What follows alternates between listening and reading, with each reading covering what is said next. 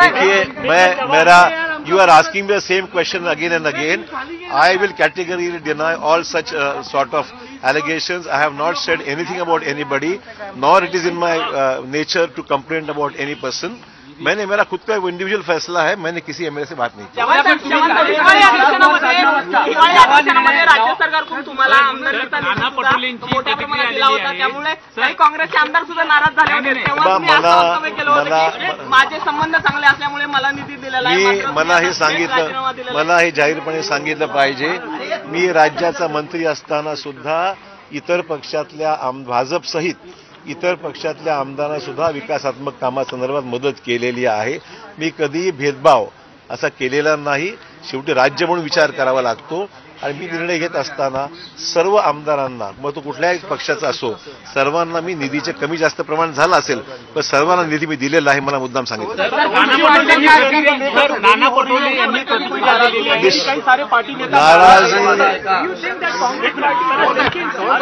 Seat sharing के बारे में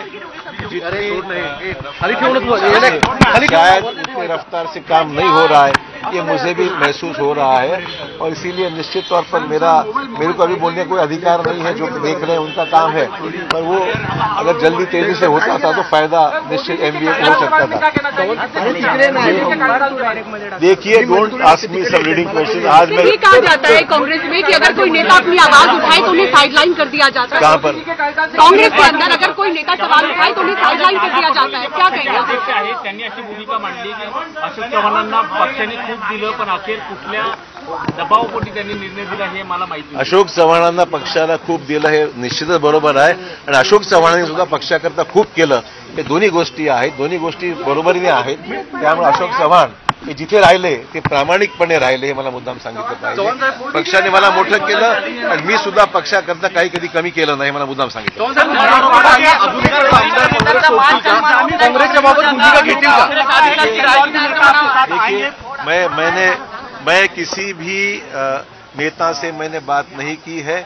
मैं किसी को नेता से बात करने में मेरे को दिलचस्पी इसलिए नहीं कि हर आदमी का एक इंडिविजुअल फैसला होता है।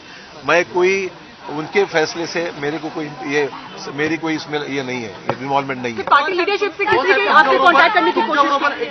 आज मैंने सही बोला तो मैंने किसी से भी आज बात नहीं की, बिकॉज ऑब्वियसली इतने सारे नेतागण हैं जो मेरे नजदीक संबंध है, ऑब्वियसली मेरे को चाहते हैं, उनका फोन आए थे, but I did not respond at the moment because आज जो फैसला हो चुका था उसमें कोई जरूरत की बात तो थी नहीं। चव्हाण साहेब, तुमच्याबरोबर इतर काही काँग्रेसचे आमदार देखील जातील अशी जी चर्चा आहे ती किती खरं आहे? मी तुम्हाला सांगितलं, कोण काय करेल हे मला माहित नाही, पण जिथे माझी भूमिका आहे मी कुठल्याही आमदारांना संपर्क साधलेला नाही। अशोक चव्हाण साहेब, कधीपासून विचार सुरू झाला काँग्रेस सोडण्याचा?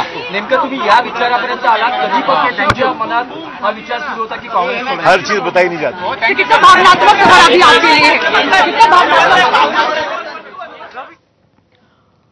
माझ्या कुणाबद्दलही काहीही तक्रारी नाहीत, पण माझी पुढची राजकीय भूमिका काय असेल हे मी पुढच्या 2 दिवसांमध्ये स्पष्ट करेन।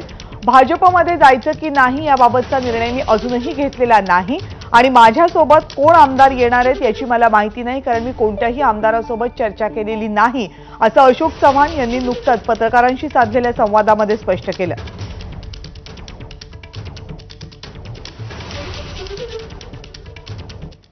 आणि 25 जानेवारीला झालेल्या पत्रकार परिषदेमध्येच अशोक चव्हाण नाराज होते का हा प्रश्न उपस्थित झालाय, कारण संजय राऊत बोलत असतानाच अशोक चव्हाण अचानकपणे तिथून निघून गेले।